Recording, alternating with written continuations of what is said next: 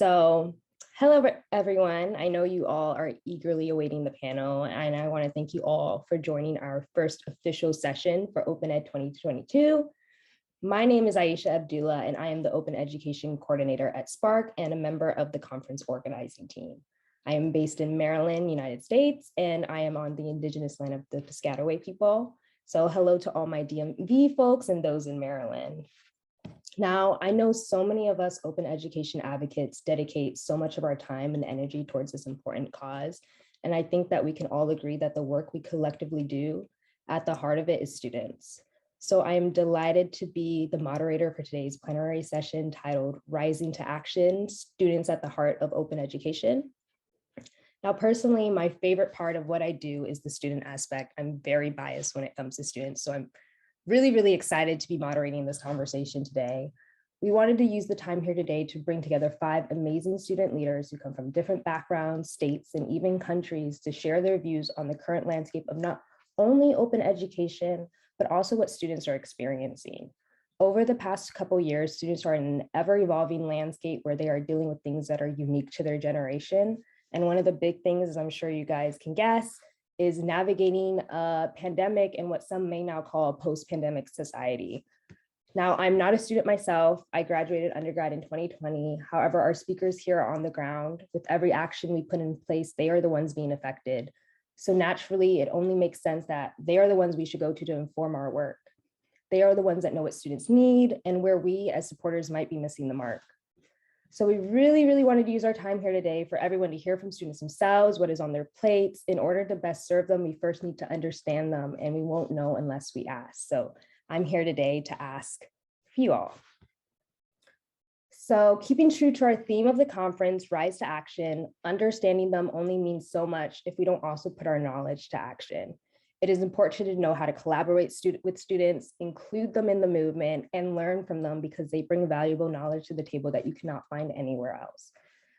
So during this next hour, I urge you all to really listen to these students, listen to what they're sharing about their experiences, and listen to where they need support and the challenges they are facing, and listen to how you can apply this in your own open education advocacy work. So there will be time at the end to ask questions, so don't be shy, and while you're listening and while they're talking, think about what you really want to better understand from students. Maybe you're struggling to include students in your work and you need advice, or maybe you have been including students and you want to share with everyone else how you've been successful at it. Either way, throughout the session, any questions that pop up in your head, please use the Q&A feature in Zoom. If you put it in the chat, we likely won't see it, but feel free to talk and share in the chat. That's highly encouraged. So enough with me. Let's go to the stars of the show. I'm going to go ahead and briefly introduce our speakers and then give them time to introduce themselves. So first, we have Lucía Pérez Gómez, who is based in Madrid, Spain. She is the liaison officer for medical sciences and research issues in the IFMSA, which stands for International Federation of Medical Students Association, and she is also a 5th-year medical student. Next up, we have Marcel Raisbeck, who is based in Massachusetts, USA. He is a 3rd-year undergraduate student and a member of the Accessibility Advisory Committee.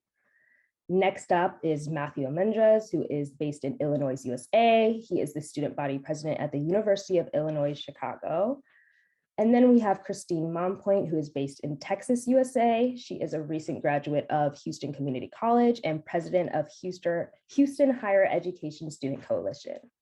Last but not least is Tiffany MacLennan, who is based in Nova Scotia, Canada. She is a recent graduate and former student leader, and she currently is a research analyst at Higher Education Strategy Associates.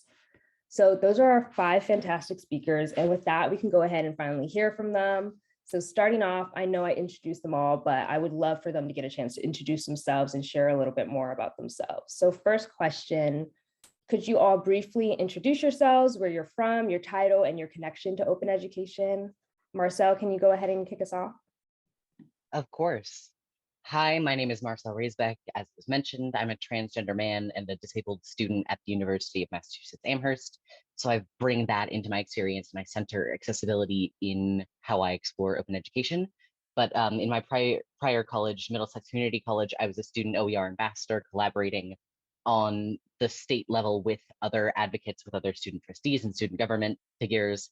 And now in my current work, it's a lot of direct work with administrations in schools. So I sort of see the inter-school and intra-school perspectives. Thank you so much. Lucía, can you go next? Of course. So hi, hello everyone. Good afternoon here. I'm Lucía Pérez Gómez. I'm a 5th year medical student from Madrid, Spain, and I'm currently serving as the liaison officer for medical sciences and research issues in the IFMSA, which is the International Federation of Medical Students Associations. I already know it's like too long, but too short is IFMSA LSR, if you're interested. So my relation with open education is that in IFMSA we have one standing committee that is related to research changes, and one of our focus areas is open science, and open education is involved there. So that's why I'm here. Thank you so much. Christine, can you go next? Good morning, everyone. My name is Christine Mompoint, and I'm a recent graduate at Houston Community College. I was also the student body president there. Interestingly enough, my experience with textbooks in general started working with the college bookstore for my entire time at Houston Community College, and then some. And then I just became interested because I saw that there was like the cheapest textbook in the room, which was actually an open educational resource. And so when I got into the advocacy space and building the coalition to help Houston students find resources and connections, I was fortunate enough to be able to testify with a group of individuals from Spark and OpenStax on House Bill 1027, which was to make sure that textbook prices were transparent to students. And then from there, just really got more involved in open educational resource conversations. So really excited to be here and share my experience as both someone who has worked in a bookstore and then also a student advocating for other students. Thank you so much, Christine, for that. Matthew? Hello, everyone. Firstly, I'm very excited to be here to speak about open education. So my name is Matthew. I'm from the University of Illinois in Chicago. I'm a 3rd year studying public health. And yeah, I started advocating for OER 2 or 3 years ago when I was an intern for Student PERD. And it kind of just became a part of me. And now it's a big part of what I do as the president of UIC's undergraduate student government. Thank you so much, Matthew. Tiffany? Thank you so much. Hello, everyone. It is so exciting to be here yet again. This is my 3rd Open Ed conference, and it is so lovely to be back. I'm Tiffany MacLennan. I am actually currently a research analyst for Higher Education Strategy Associates, which is a higher education consultancy based in Toronto, Canada. In one of my former lives, as I tell people, I was the vice president academic for the St. FX Students Union, which is a small, primarily undergraduate campus in Antigonish, Nova Scotia, about 2.5 hours from where I was born and raised. I began my studies in 2015, 2016 in chemistry as a low-income first-generation student, and boy, oh boy, you hop into OER advocacy pretty quick once you realize you can't afford any of your textbooks. We'll chat more about that later in this panel, but yeah, I have been graduated for 2 years now, continue to be involved both in the OER space locally within our institutions, and then on a few higher levels too. So it's so lovely to be here.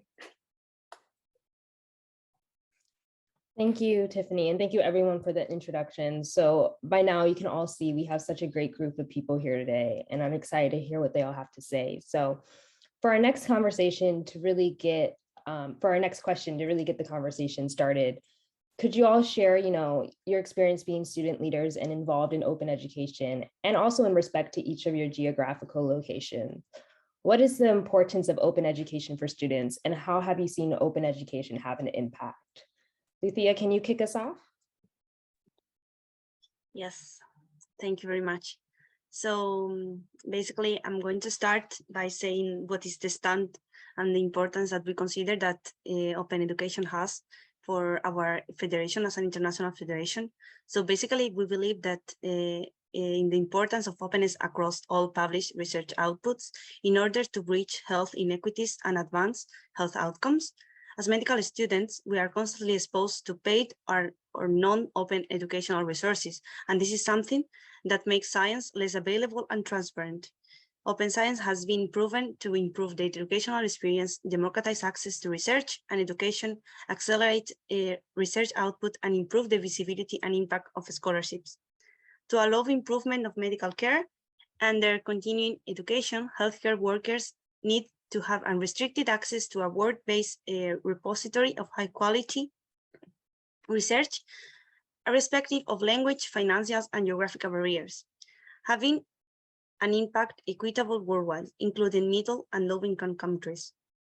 We affirm that pressing needs to increase the mobilization of resources and the development of systems that ascertain open science practice amongst academia, researchers, and students. With all of this, science is a collaborative process and openness is fundamental to knowledge advancement. And thank you very much. In the next questions, I will be giving my input more personally.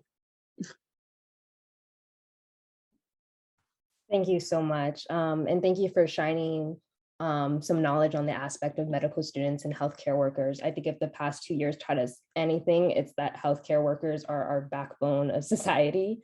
So I'm really excited to hear more what you have to say about that. So next up, Christine, do you mind sharing?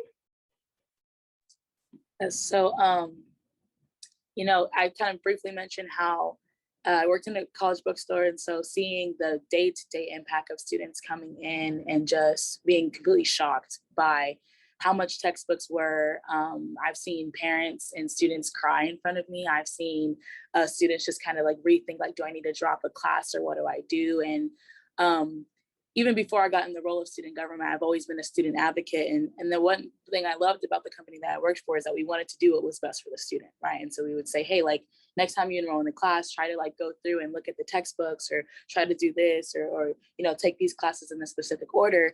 And while the bookstore can be helpful in that way, my first semester, I was very fortunate to have a class that had the OpenStack psychology textbook. And I was very oh, wow, that's interesting. I could do this online for free or whatever. And so I actually made it a practice to look for classes that had OER, but that's just because I understood the game. And I realized that there are a lot of students that didn't. And so, seeing that impact, especially at a community college level, students who are already kind of struggling, a lot of our students at Houston Community College, for example, on our student government board, we had grandparents. We had parents with 2 children that were single parents. We had students that were international that are not just navigating the collegiate world, but also navigating a new country. And just if that's one less thing on their plate is to figure out how they're going to get their course materials. That's what I see is the biggest need right now is how can we simplify and make things easy and accessible for students when there's already so much change going on in the world. Thank you so much, Christine. And I'm sure, over the next 4 days of this conference, we're going to see this reoccurring theme of cost. Cost is one of the biggest barriers to success. And I know that was a thing for me. I was a student that refused to buy textbooks and I took pictures of it in the library and I was really annoying about it. So thank you for sharing that and excited to hear more of what you have to say. Matthew, can you go ahead and share next? Of course, yeah. A big thing that OER does is that it makes things more affordable. Here at UIC, 60% of our students are Pell Grant eligible. So that means already they're coming from a lower income background. And so by having open education, OER textbooks, it allows students to save a little bit of money, especially since college is already so expensive. But another thing, OER scene is also much more accessible. You don't really need Wi-Fi for it. I've seen some textbooks where you can't even download or print them. They might do something like you can only print a maximum of, let's just say, 20 pages out of a 200-page book. And so that means you will always need Wi-Fi to access these textbooks, which, again, if you're coming from a lower income family, you might not have those types of resources or access. Yeah, in addition, I believe open education is customizable. Professors can add or change details or information to better fit their students' needs or what's happening across the world. I mentioned I was a public health major, and a course I took, our professor used OER, and they were able to include what's happening with COVID-19 in their course. And so, that's one big thing. In addition, I believe OER is very modern. The internet was, made to share knowledge for free, to make knowledge more accessible to everyone. And by adding this barrier of cost, the big summary to this is that OER just adds or removes barriers. Thank you so much, Matthew. You brought up a great many points. One being internet connectivity. That's something I feel like a lot of us take for granted, that it's not accessible a lot of times, having internet access, especially when you open it up internationally. I know we all have internet access because we're here, but a lot of people don't have that privilege to have steady internet access. So I love how you brought light on that. And then also just the adaptability of OER and how it can be reflective of current times with our ever-changing landscape. So thank you so much. Next up, Tiffany. Yeah, thank you. And I'm going to echo some sentiments that Matthew had said. First of all, that it's, open ed has an impact on all of our students, even I think, interestingly, in its beginning phases.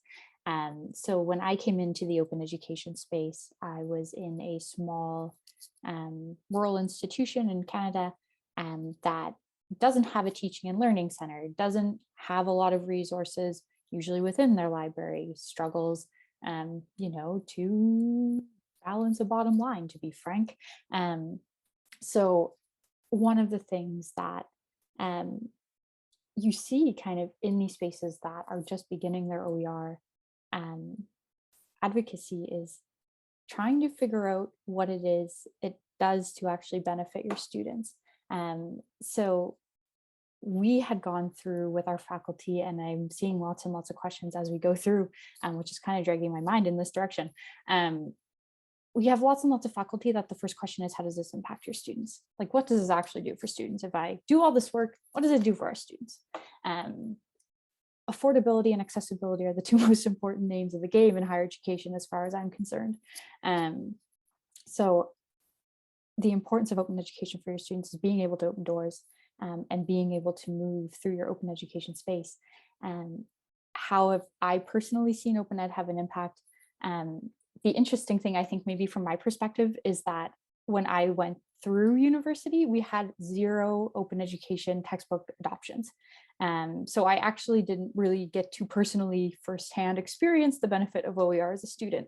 Where I have seen the benefits from the OER is actually on the teaching and learning side, which is really an interesting perspective, and how it affects educators, and then how students' input then influences their decisions afterwards. So I think from kind of an educator standpoint, what I had heard while I was working within teaching and learning centers, and still currently do, is faculty had no idea usually how much their students actually struggled financially until they started introducing open educational resources into their classrooms. People thought it was more engaging from an educator standpoint to interact with their students that way. Students were more engaged in their classes. So the impact far and wide, it's really interesting to watch it play out from my standpoint, which is, we're crawling towards a better and more open space. Thank you so much, Tiffany. And I love the point you brought up of, they weren't aware of the financial burden that students are facing, which I feel like is a big point of our talk today, is to have participants walk away with a better understanding, okay, what is on students' plates, which we will get into. So love that you brought up that point. Last but not least, Marcel, can you go ahead? Of course. I want to echo what other speakers have said about access and cost. But I think a lot of times when we talk about access, we talk about how easy is it for your average student taken out of a lineup to be able to get their textbook, depending on their class, depending on other aspects of their life that will probably allow class, feed into class, language barriers. But I think disability can often be left out of that conversation. And I don't know how many people know this, but a lot of traditional texts, students have to be the one, or students in collaboration with and following up with whatever disability services organization their university has, at least in the United States, to sort of harass publishing companies to go after them, to follow up with them, to ask for large print, to ask for digital copies, to ask for this and that. So with open, you have that adaptability to say, I can translate this into my students' primary language, or allow them to, or pay a translator to. The font size can change. It can become e-reader compatible. And I think that's a huge transformative thing for students with disabilities. And then also, it's sort of weird to talk about the benefits directly for students as learners, as opposed to as a broader part of their lives. But I've noticed that there's a lot more intrinsic motivation when it's in an open space, because you know that you could have an impact on future educational materials. Things that you research, things that you hand in might feed into how they want to evolve their material. It has that aspect of modernity. You can connect with what's happening in the moment, and then you're empowered to be a part of education. So I think it's just allowing students to rise as professors rise in creating this open educational space. It creates a lot of energy. Thank you, Mark, and thank you for speaking on behalf of students with disabilities. There's so many aspects of open education that have its benefits. You know, we talked about adaptability, we've talked about cost, and also the accessibility now with OER that you just don't see with traditional publishing materials. So I love how diverse this panel is and bringing in different issues and different benefits, because there's so many things about open education that sometimes it's hard to forget like all the benefits that come with it. So I love how you all bringing in different things and different themes. So with that, thank you all for sharing. So as I mentioned briefly during my opening, students are navigating this changing landscape and are faced with hardships that a lot of us can't relate to. You know, I graduated only 2 years ago at the start of the pandemic, and even now I feel just completely out of touch of what it means to navigate higher education in present day. So keeping that in mind, what does being a student advocate mean in current day? Matthew, can you go ahead and start us off? For sure. You know, before I do, I also wanted to add one more thing that I saw in the chat, which is access codes. You know, something that really surprised me coming into college was that you have to pay for homework now, and I found that so ridiculous, and that's also a huge barrier for students. You know, if you don't buy your textbooks, you know, Illinois PERG did a survey where 60% of students didn't buy their textbooks. And so if they're not buying their textbooks, then they're not doing their homework. But what does being a student advocate mean in this current day? Yeah, I would say it's very difficult because, you know, there's a lot of rising conflicts throughout the world. So it's just, if being an advocate, you kind of want to be an advocate for all of it, but you kind of have to pick and choose which battle you want to fight. And as a student, you know, you have to balance your personal life with your family and friends, your academics.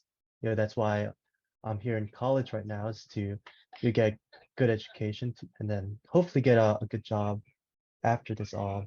And, you know, outside responsibilities like working and getting internships, being involved in clubs, because nowadays it's not good enough just to get a good GPA. And one thing also, as a student advocate, a big like challenge is being waited out. You know, students are only in college for about 4 years, plus or take a few years, while the people in charge, you know, administrators and faculty, they're here for much longer. So they can really just wait you out,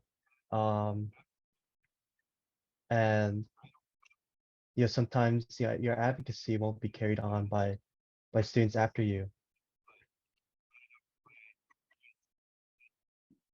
Thank you so much, Matthew. And I loved your first point of like having to pay for homework, because I mean, it just sounds crazy, right? Like I have to pay you to do this math problem, like for real. That's something I also encountered, and I was just like, this doesn't seem right, but it's also like, it's the norm. It's like, what am I going to do about it? I'm a student. I'm just trying to get through my classes and graduate. I don't have time to dismantle an entire system. So, and I also love the point you brought up of, the pressure of what comes next. It's not also just having a good GPA, right? You have to be involved. You have all this stuff that you're thinking of. You're thinking about your whole life ahead of you, so that's what's the stuff that's on students' minds. So thank you for that. Tiffany, could you go on next? Yeah, absolutely. Thank you. And just, to chime in also on the access codes. When I was a student, like I said, we had low to no OER textbook adoptions. But our students union in the year that I was vice president was approached by a large publisher to try to get us to sign a 5-year contract into an inclusive access model, which they had claimed was OER, but better and more expanded, and you get the benefits of it. So I actually took, it was being piloted in 3 classes at my institution, where I ended up taking 2 of them that I was allowed as electives, and then gave my report to the University Senate on what that experience was like. Folks, let me tell you, it was an interesting round, and the administrators really did not love our approach to that. That said, my institution did not end up adopting a full contract to inclusive access. So that was, some interesting experiences. I want to hop in on something that Matthew said, though, and kind of what the transition to student leadership into and out of looks like, and particularly the out of, and how do you kind of balance what student advocacy looks like on the other end? I don't really consider myself a student advocate anymore. Like, I'm also 2 years out, and it is a different world, absolutely. But I consider myself a very strong advocate for students. And I think a lot of you also fall into this category, by and large, by being advocates for open. So for me, kind of what being an advocate for students look like in the current day, and in roles where, you have a student in a role for a year, they do their best to pass on their knowledge to someone else and hope that their priorities line up with yours. It doesn't always happen. I've worked with the Santa Fe Students Union now for 8 years, which is a continuing and lovely relationship. It's my favorite. And every single year we do the same OER transition with our students, even though I've been gone from their student union for over 3. So how do you build kind of sustainability in order that you can have student advocates and you're not starting people from scratch every single time? I think that is, in our student realm, an incredibly important question. So my pitch to all of you folks is, how do you continue to translate your knowledge as administrators, as librarians, as whatever your professional capacity is, to your students from day one? And how do you make it so you're not just targeting your elected student leaders? Because 9 times out of 10, from my experience in a Eastern Canadian general, are not always the people who benefit the most from OER, because participating in student government structures in and of itself is usually fairly elite. So how do you build OER knowledge wide across your campus, and how do you do it in a way that is sustainable across? I think that is kind of one of the biggest things to be a advocate for students nowadays, because, as it was also mentioned, it's really easy to sideline students, and it's easy as for administrators to wait a student leader out so that they can do whatever they want. How can we, as a community, ensure that doesn't happen anymore? I think that is what being an advocate for students nowadays really means. Thank you so much, Tiffany. You said so many great things. I can't touch on them all, but one thing that I love that you said is that, being a student leader within itself, it comes with this sort of eliteness that it's, and what I've said before, it's like, it's a privilege to have students involved. Like, they do not owe you their time. They do not owe you anything. They have so much on their plate. And coming from a community college background, it was really hard to involve students because they were coming from a lot of different avenues of life and they simply didn't have the time. So keeping that in mind, that it's not just reaching out to student leaders, it's also, your average student, those are the people that matter the most. And student leaders are an avenue to get to them. So thank you. Next up, Marcel. Absolutely. I want to echo that sort of like the eliteness level.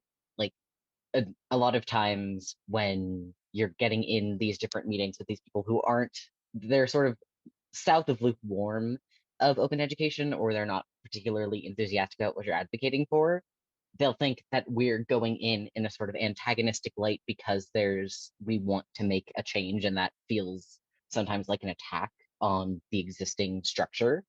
And it's not something we're doing for fun. It can be enjoyable. It can be intrinsically rewarding or extrinsically rewarding in terms of making community.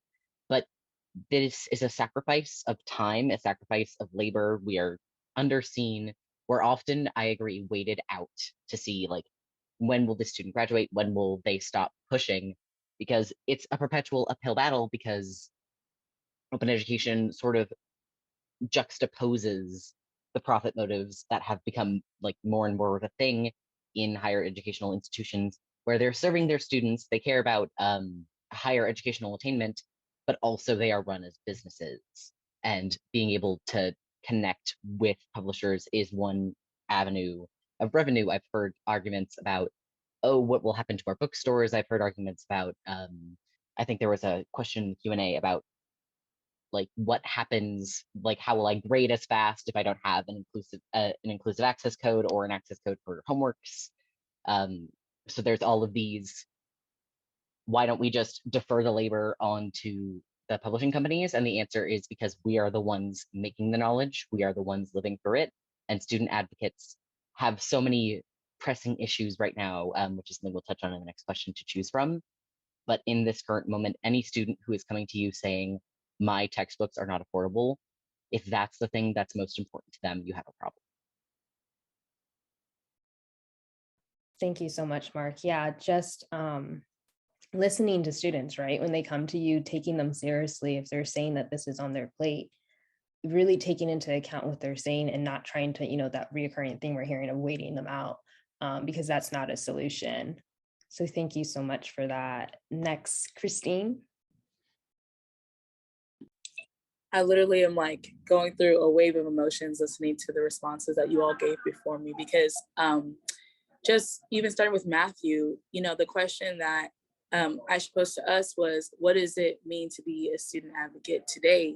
But what you gave us was, how does being a student advocate feel?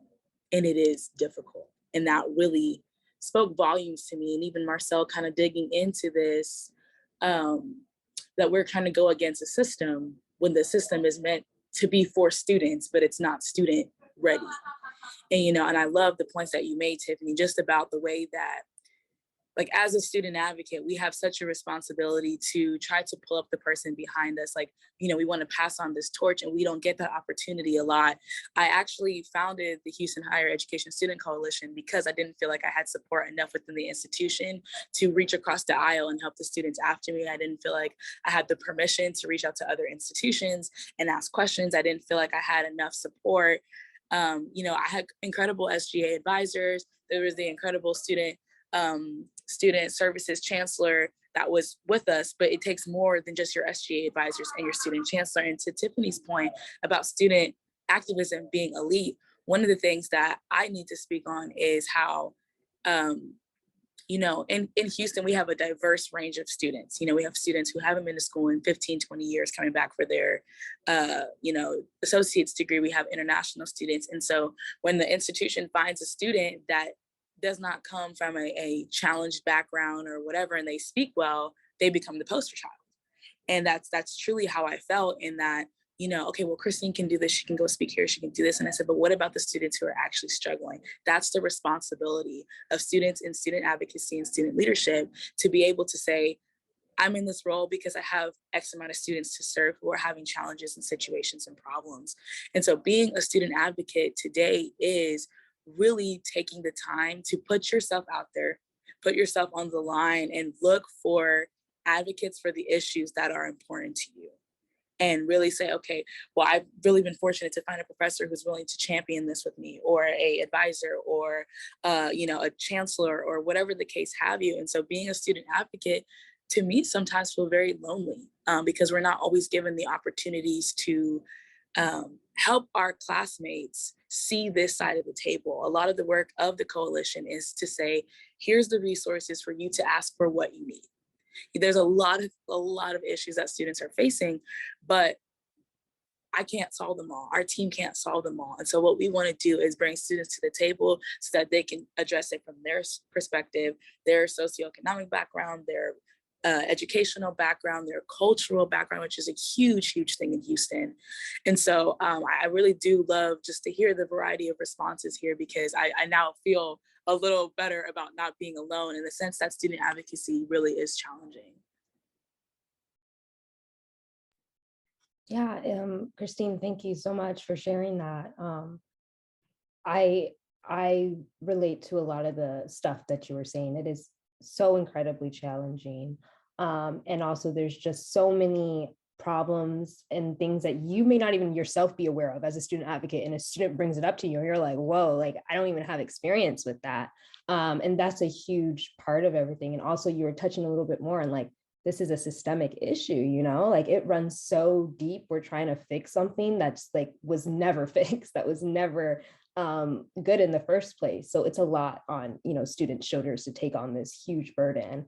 And then you're also just dealing with your own personal stuff. So add that into the mix and it's just like headache. So thank you all. Last but not least, we have Lucía. You could please share.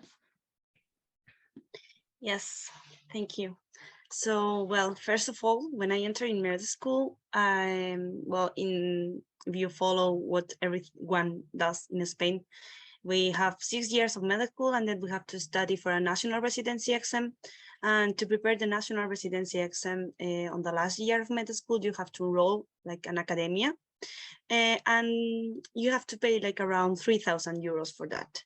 So the first time that I knew about that, it was in my first year, and it was like, and why do we have to do that? And the reason was because everyone is doing that. So I felt a lot of frustration, and I was like, okay, but we cannot do anything? And yeah, that was like a feeling of frustration that I have felt like a lot of years. I tried to do something, but honestly, you alone, you cannot do a lot of things. So I forgot about those, and I tried just to continue medical school. And then I discovered IFMSA, and through like different years and different efforts, I end up in this position where I can advocate and I can try to create at least awareness worldwide in different students. Right now, if you take into consideration that I'm having this leadership position in a federation that represent 1.3 million medical students worldwide, and that we have one standing committee research, things are, at least I can create awareness, or I think so, and I hope so. Last August 2020, we made and we adopt a renewed IFMSA policy document on open science, which all, of course, also include open education. And this means that at least for 3 years, the federations and the stance of the federation will be like advocating for open science and open education. And that is something really important if you are like taking into consideration that it's going to be like an international federation, and that we can advocate and we can say that we are in favor of that. So moreover, what we do internationally and for national and local levels, the international teams prepare some materials and some resources. And for example, we have some educational activities for open science because we do a lot of peer education. We also have awareness campaigns. Normally, IFMSA also do parallel the Open Access Week at the same time as Spark.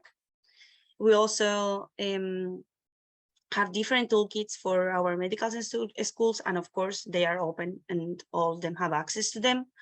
And we have different opportunities, as for example here during the Open Education Conference, you can find some IFMSA people because we have a delegation, and that is something that it's super cool also for create awareness. So basically right now my work as a student and as a youth advocate is to try and to work on having an impact at national and local level, and to work on creating like awareness on what open education is and what can we do like as youth and also as a student in our different communities. And that is all that we are doing right now, that I'm doing in this position that I have as a student. Thank you so much. And never say that is all that you're doing, because you just shared so much. So you're doing plenty. And I love, you talking about the awareness aspect, and also you're working on international level, which a lot of us can't relate to. And that's an even bigger thing. I think we take for granted because we're so in the open education space, but the reality is a lot of people don't even know what open education is, and awareness is such an important aspect. So it's really great that you're sharing that side of things. So thank you all for answering that question. So building off of that last question, like I said, students are facing things that no generation really before has faced, and it's always changing, things are different. And because of that, there can be a bit of a disconnect to understanding the student experience. So my next question for you all, to kind of bridge that disconnect and have everyone here leaving with a better understanding of what's on students' plates, what do you wish open education advocates knew about the student experience? And what sort of challenges are students facing on a day-to-day basis? Tiffany, can you kick this one off? Yeah, absolutely. It's interesting. It's an interesting question, because there's a trillion answers, right? I think everyone here would agree that there's a trillion answers, especially on this panel, because every student experience is completely different. Every needs that every student has varies greatly. I think if I were to take a step back and reflect on my experience as a student leader, I think the biggest thing I would have wished that my campus allies knew from both the student leadership level, but also just kind of a more general level, is that students are really willing to take really great agency over their education when they are given the ability to do so. It was mentioned in the last question, but a lot of people don't even know what open education is. A lot of people don't understand that there are different avenues other than traditional textbooks to get them through the course. Some people don't realize that you can have these conversations with your professors. So I think, having worked kind of in a student leadership space for quite a few years now, and watching generations of students' unions kind of go through OER advocacy, and having gone through it myself, that absolutely is the biggest thing that I wish people and our allies knew, is that if you give people the resources they need, they will do incredible, amazing, fantastic things. But we have to help build that knowledge. On kind of a more personal student leadership focus, it's been touched on, but I'll say it a little more explicitly. All these student leaders have some of the most challenging jobs that you'll come across. And I do not think at all that is given as much credit as it needs. I remember walking from sexual assault trials in our university into university library budget committee meetings within an hour, all on top of being a full-time student, working a full-time job, working on all these committees where you're significantly younger. You're often tokenized as a student leader sometimes, as it was mentioned in the group. But then on top of that, just the burden of being a student leader and carrying the weight of advocating for every single student on your campus is really challenging. And often sometimes too, that university administrations, sorry, blunt is kind of my thing. I'm blunt. I'm a blunt human, folks. Often university administrations lean in too far to their student unions so that they can kind of avoid some broader consultation. So it's also really important that as student leaders, we have a really good connection to what all of our students look like, and what our students' needs are, because if we're doing it alone, it doesn't make sense. And if universities lean too heavy on one resource, It doesn't make sense. So how do you keep it broad and wide? Which brings me back to my answer to the very first part. Give students agency and great things will happen. Thank you so much, Tiffany. And please continue to be blunt. Never shy away. We love it here. And I love the agency aspect, of course. And I also love the point that you brought up about being tokenized. I felt that a lot when I was a student leader. Like, they put me in the room because they needed to have a student in the room, but it felt performative at best. It didn't seem like I was actually contributing to anything, even if I wanted to. So thank you for, to keep that in mind. I think sometimes it's also even unintentional when they do that. It's not on purpose, but I just love that you brought that up. So thank you. And Christine? Tiffany, I loved your points. I'm like, yes to all of it. One of the things that, and this is coming from a community college experience, sometimes I feel like in the community college, students get treated like we are high school juniors and seniors that don't want to be at school. And so we're just getting pushed through the system. And we do not get the respect of students that are paying to come to an institution because they want to improve their lives. The Texas Higher Education Coordinating Board said before COVID, 60% of students, first-time college students, go directly to a community college. So 60% of young adults in the state of Texas are going to a community college expecting a collegiate experience, not just a check boxes, worksheet, fill in the blank type of system. And that's a lot of what we get. And for that reason, a lot of decisions are made without students. And it's really, really difficult to see like large, community college systems. Like I know, like for other places, like they're like, oh, community college is like a campus.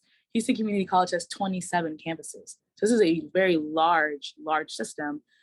Make really big decisions without even consulting students, as though we are not adults. Like I said, there are students who are literally sitting in my SGA board that had grandchildren, like that they would bring to SGA. And like, these are actual adults with lived experience who have been in the workforce, who know what they need. And, I think a lot of the fact that because they are not and this is what I'm just repeating what I've heard. Thank you, Tiffany, for setting the stage for blunt conversation, but that we're not the cream of the crop because we decided to go to community college first and we didn't get into whatever choice institution, or, we are, just so far behind because we've been out of school for X amount of years or whatever the case have you. Students need to be treated like adults. That is the bottom line. These are adults with families, with situations, with things that are going on. And when we're talking about costs, it's not because we're complaining. It's because my SGA officers who have kids who are single moms have to put food on the table, clothes on their kids' backs, take their kids to school, and also pay for an education so that they can continue to grow their family. It's not about because we're privileged. It's not because we're in this entitled generation. It's because we're trying to do better. And to further the conversation about the statistics, it is supposed that 70% of jobs in Texas will require at minimum some type of degree or certificate by 2030. And so we want people to succeed because we need the Texas economy to keep going. So with that conversation out there, we need to do everything that we can to make sure that students have what they need to be successful. And so thank you again, Tiffany, for just opening that door. I was like, yes, let's have this conversation. Thank you so much, Christine. I don't even know what to say because I was a community college student too, and I was a student leader on a community college campus. So I'm just like co-signing everything you said. I think the important thing to remember is like, just because you're a non-traditional student doesn't make you any less of a student, and we need to really be considerate, and we need to treat, like you said, treat these students like adults. I felt a lot of the times that, even just telling people I went to a community college, you're like, oh, oh yeah, that makes sense. Especially like they'll look at me like, oh, that makes sense. And it's like, end the stigma. I love community college. I'm sending my kids to community college unless they fight me. And I think I see NCC stigma, like that's such a huge thing and a unique burden to community college students. So I love that we have that representation on this panel. So thank you so much. Next up, Marcel, if you can please go ahead and share. Absolutely. Just touching on a quick couple of things, just so that we're aware. It's not probably going to be applicable internationally, but some issues that I've heard a lot that are on students' minds are the climate crisis, the rise of fascist and far-right ideologies internationally, not in terms of like left versus right politicization, but active works to oppress marginalized groups. The politicization of educational institutions like banned books. Are people teaching this? Are people teaching that? And at least in the US, inflation and reproductive health care are huge topics on a lot of students' minds. I think it would be really useful for advocates to know that because we are the most online generation, we have the greatest access to wealth of knowledge, and we are resources for administrators, for folks. That doesn't mean you should hop on our backs and extract free labor out of us, but just we might know what we're talking about through our lived experience. We might know it through knowing the right place to ask. And then in terms of struggles with administration, I have actually had a little bit of the opposite problem, where instead of exclusively being tokenized as the student in the room, student advocates before me, specifically for disability, who have been women, who have been people of color with disabilities, have had their ideas rejected. And then when I come in not knowing I have the same idea, they accept it. So there is a sort of like intersectional level where I feel like I have to be speaking for students whose lived experience I don't have, because they refuse to let them in the room and they just sort of segregate problems. So it's important to remember that in a lot of aspects of student life, open education is connected with various forms of students who are underrepresented or underheard. So having those folks in the room, asking critical questions, and not giving up, and like allowing a movement to move more slowly if it means that it moves with everyone at once, because that means that OER will benefit all students and not just the students of the professors who have the free time and resources to create OER, who are often tenured or retired, which means that they're often white, they're often from wealthy families, and that means that there's less cultural relevance in OER, which sort of defeats part of the point and part of the beauty. Thank you so much, Mark. We are getting a little bit close to ending time, so I'm just going to keep my comments to a brief, but absolutely agree with everything you said. Matthew, could you go on ahead? Yeah. So as I mentioned earlier, a big barrier is being weighted out, and what that looks like is you send an email out to, let's just say, the provost, and then they might not respond to that for like 2 weeks or 3 weeks, and then they might reply say, oh, hey, sorry I didn't respond to this email. Yeah, let's set up this meeting, and then the meeting will be like 2 or 3 weeks ahead. And I think what we have to realize is that at least for here at the University of Illinois Chicago, we only have 15 weeks per semester to get our advocacy done, and so that's not a lot of time. But in addition to that, in terms of barriers to open education, much of it lies in the support from faculty and professors. Due to academic freedom, it's a term that allows students or professors to teach their classes without outside interference. So really, the decision and choice to use OER is up to the professor. Additionally, big textbook companies make it very easy for professors to teach their classes. For instance, sometimes all they have to do is follow the course agenda. I've seen or I've heard these textbook companies do like seminars or workshops, and then they just show like why professors use their textbook, and they're showing like the tests and the homework that they can follow.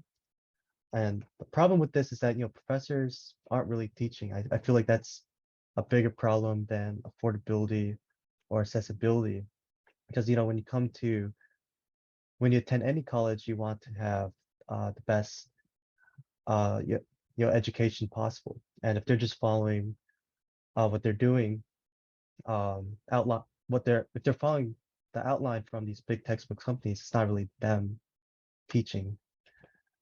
And I've seen this impact students. Heard that they're extremely frustrated on how professors may teach a course material and may be different from how the textbook is teaching the course material. For instance, there might be different methods to solve a problem. A professor might have done this one way, but the textbook is teaching another way.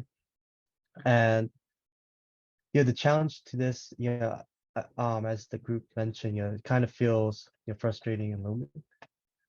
Speaking from my experience in student government, it's hard to get other students, despite them being student leaders, to be passionate about making textbooks free, even though it could be a big accomplishment for most student leaders. And we've done surveys on how much students have paid for textbooks. Could be like $50, could be $200, and I've seen it up to like $500 just for one semester. And it's just getting faculty and administrators to listen to this and take action, because I realize sometimes most administrators don't want to do more work than the bare minimum, and that's why it takes a lot of perseverance to keep pushing for it, spread awareness to other students. I would agree with what Tiffany said earlier, that student government tends to be I hate to say, since I'm in student government, that tends to be a little bit elitist, but I'm lucky to have mentors from other student government leaders in the past, that our big focus is not listening to the majority voice, but trying to get to those students who may not always want to share their voices. Again, here at UIC, we're a big commuter school, so most students come to class and leave, and they don't have much involvement. But it's just keeping to push to get to those students. A big thing that we're doing here at UIC is big social media push, but also going to students in person while they're at tables. Now that campuses are reopening, I found this to be very effective in just getting support or spreading awareness about our initiatives such as open education. Thank you, Matthew. And I love how you brought up academic freedom. Last but not least, Lucía, can you go ahead and share? Yes, sure. So, okay. So related to advocacy efforts, I really like to make a distinguish, because I think that in the world, we say a lot of things, but there are like a lot of few actions that are really like taken. So in my opinion, I think that I always like to distinguish that difference between actions and words, and go from words to action, as that way we can have like a really impact in somehow. And also that is like something really good, because this topic of this conference and of Open Education Conference for this year is also like Rise to Action.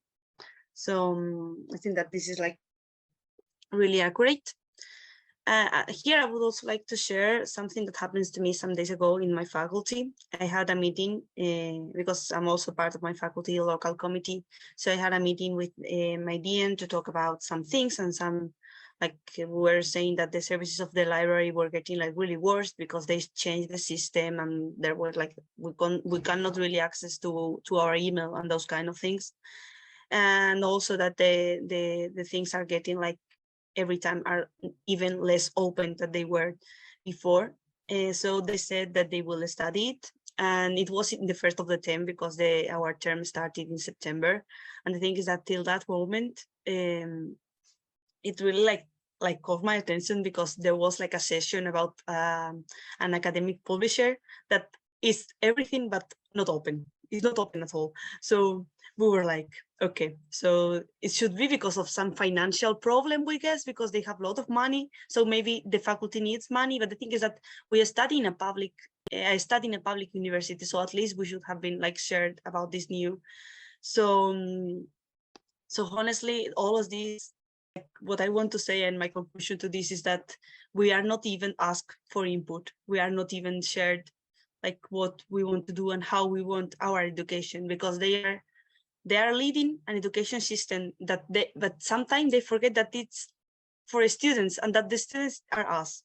So we should be really taking into consideration of what we are doing and what we want to do for us. So there are a lot of challenges, and I'm not going to lie. There are a lot of challenges. We need to work a lot for them. But I hope that step by step, and with those kind of conference, and with creating like a lot of awareness and consciousness about all of this, we really like start creating like some change. And I would like to have a reflection question for you, because and my reflection question is, when was the first time you heard about open education? Because in my case, it was not in my faculty. And yeah, that's all. And let's think about this. Thank you so much. And I would love to hear everyone's answer to that question in the chat. So we do have one last question. I'm not sure we're going to have time for a Q&A, but hopefully we might be able to answer one or two questions. In the meantime, just to the panelists, if you want to type in an answer in the Q&A so people can get their questions answered while other people are talking, if you click on the Q&A section, and you should be able to type in an answer. Feel free, or put the answer in the chat, whichever works. So yeah, with our last question, so I'm hoping everyone is understanding students better. I know I am. And with this newly equipped knowledge we all have, and keeping true to the theme, our end goal is to put our knowledge into action. So could you all please share how as students can open education advocates take action to support advocacy on campus? And Christine, can you kick us off?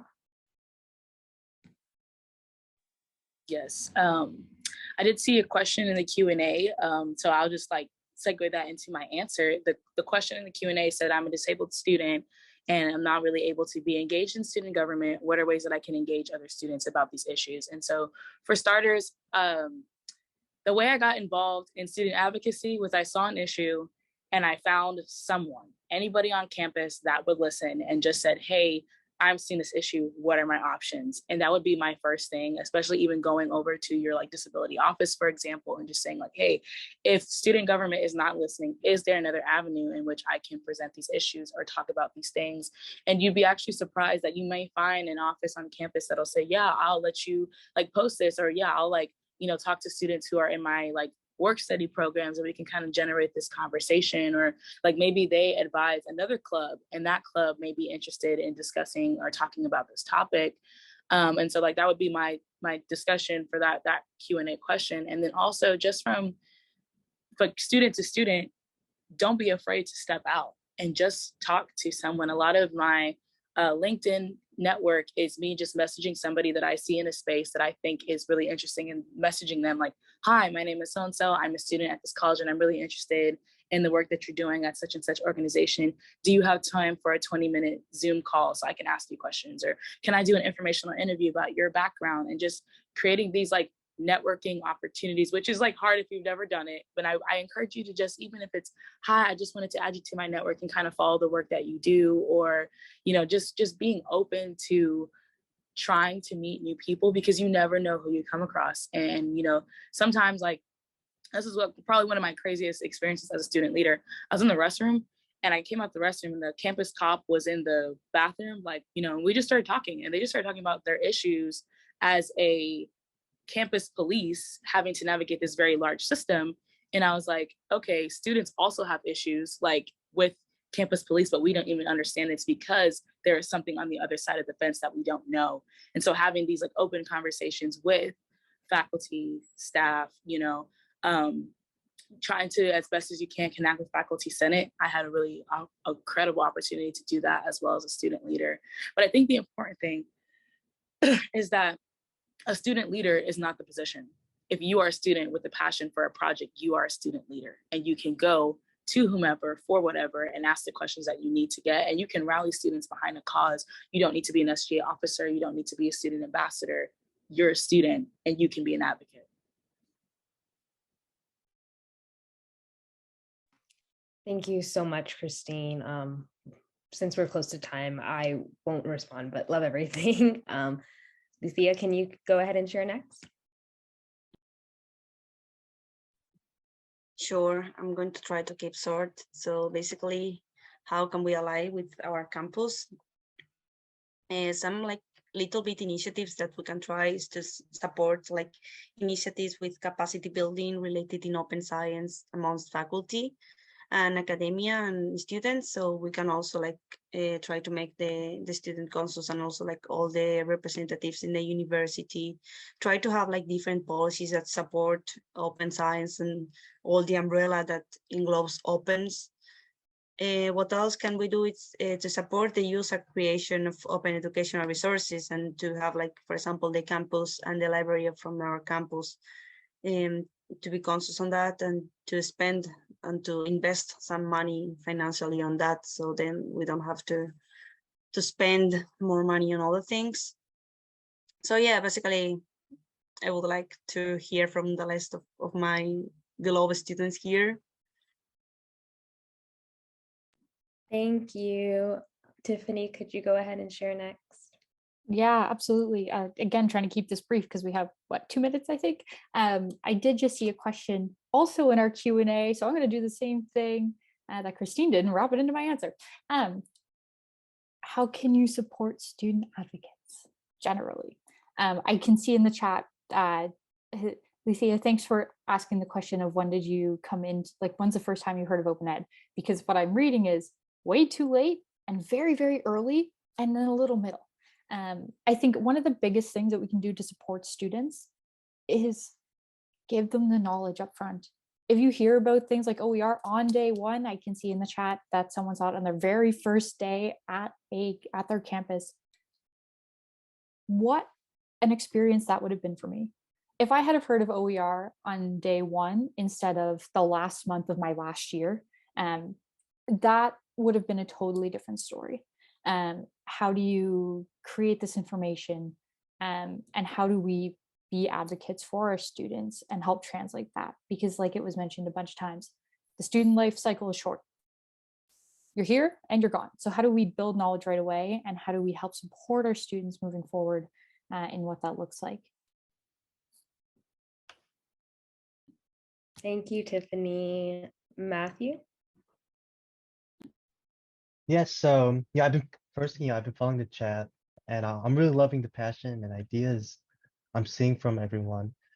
A big thing that campus allies can do is, first, if you're a student, I'd say try to lobby your student government. If they're an effective student government, they'll listen to you and take action towards it. Or if not, you can also join it, and you can become the champion for OER. I'm always so biased towards student government because we have the resources and outreach to advocate for student concerns. For instance, our student government lobbies elected officials. We have that network to get things out to students, but also to faculty. But if you're not a student, let's say you're a librarian, you can help students advocate for OER by engaging with them.